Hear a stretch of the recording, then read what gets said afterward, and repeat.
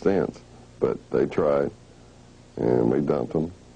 And come morning time, they were still there. They were still there. And we moved, of course. We had moved. We didn't withdraw, we just moved. We moved positions. And they tried to attack the place where we were at before the primary position. And they didn't get far either. So 3 shots and you're out of there. Mostly. You should. Gunnery Sergeant Carlos Hathcock was the most accomplished United States Marine Corps sniper of the Vietnam War, where he accumulated 93 confirmed kills and several times that in probables. But you can go all the way back to his boyhood, where he learned to master the rifle in his native Arkansas, shooting squirrels and rabbits. By the time he was 17 and joined the United States Marine Corps, he set a new record at Cherry Point, North Carolina, which was never beaten by any Marine. He went on to become the Pacific Regional Champion in the United States Marine Corps, and in the 1965 Camp Perry competition, he won the coveted Wimbledon Cup under the eyes of the Commandant of the United States Marine Corps, thereby establishing himself as the country's best 1,000-yard shooter.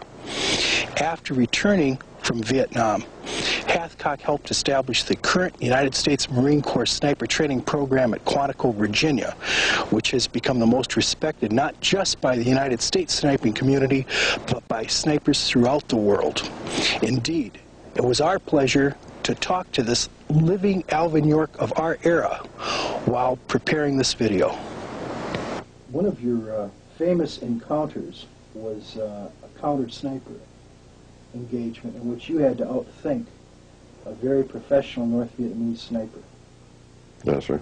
Why don't you tell me that story? Well, it's just that he was doing a bad job. This North Vietnamese sniper was sent down there to get me, and which I really didn't appreciate. And he was doing a bad job on the hill. The killed gunner was sitting right outside my door of my hooch, and I watched him die. And took a vow right then. I was going to get him somehow or another. And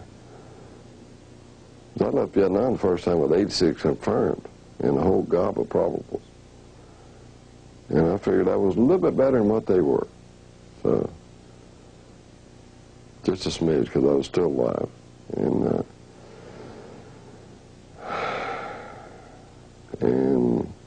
got John Burke when he started shooting another time.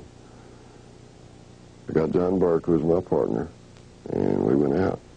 And no, it wasn't John, it was another partner.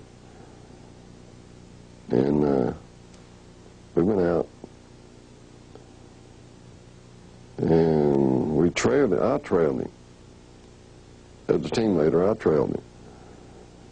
He was very cagey, very smart individual, and I figured he was close to being as good as I was, but there ain't no way. Ain't nobody that good. So, and you got to think like that too. You got to think like that. And I made a mistake.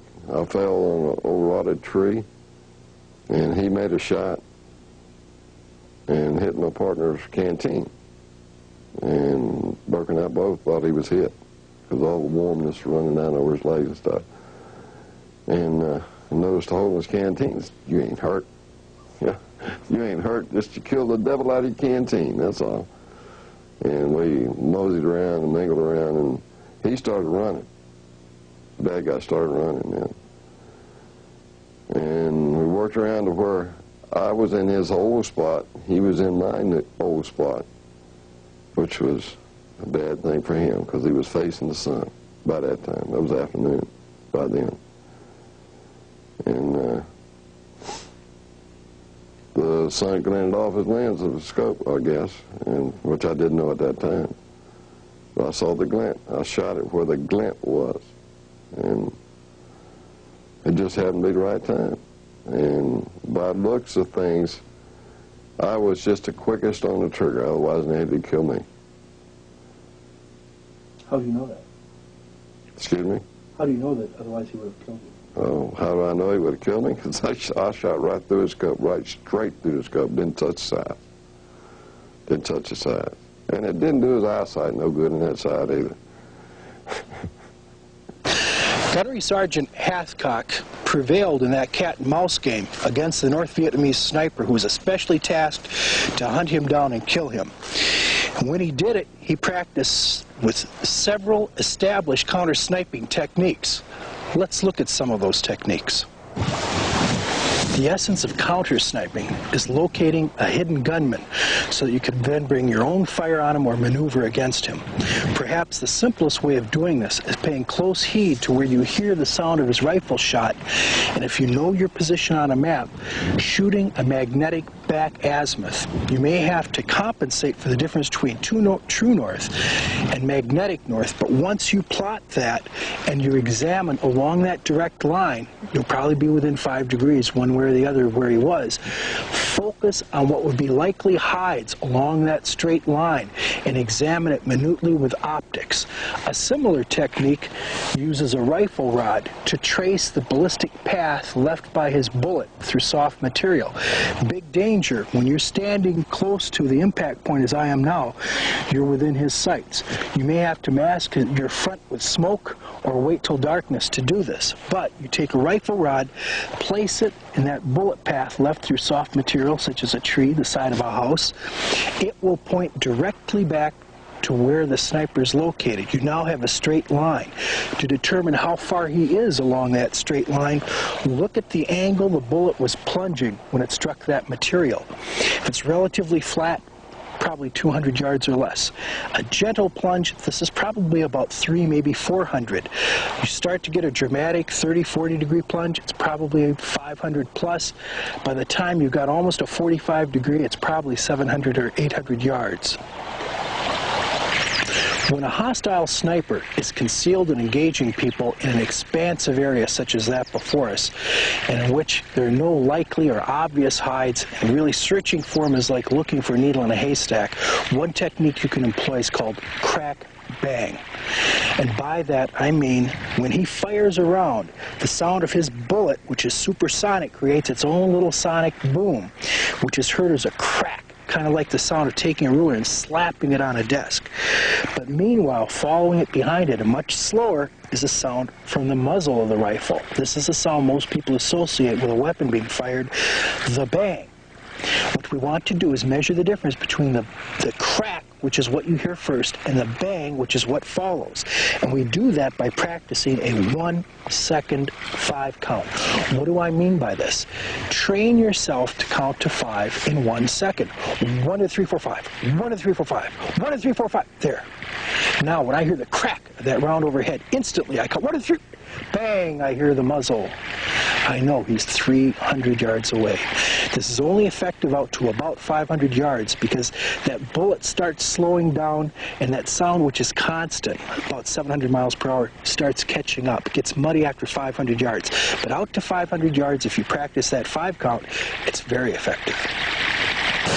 We've already demonstrated the ways in which a sniper assesses wind, evaluates it, determines how it will assist him or create problems for him. The same is true for any kind of weather conditions as well as light or darkness. Carlos Hathcock has some real-world experiences on exactly that, how light affects a sniper's employment.